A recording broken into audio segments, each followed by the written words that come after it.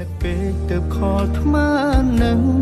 តែភ្លេចឈឹងយើងបែកគ្នាហើយមានសិទ្ធទេសួរអូនឲ្យឆ្លើយដោយការគ្រាមុនសង្សារចាំងអើយបងសំតខលទៅរំខានព្រោះរឿងប៉ុន្មានដែលយើងខំសាងមិនតន់ភ្លេចអស់នឹកពេលទៅខលថ្មនឹងតែភ្លេចឈឹងយើងបែកគ្នាហើយមានសិទ្ធទេសួរអូនឲ្យឆ្លើយដោយការគ្រាមុនសង្សារចាំងអើយបងសំតខលទៅរំខាន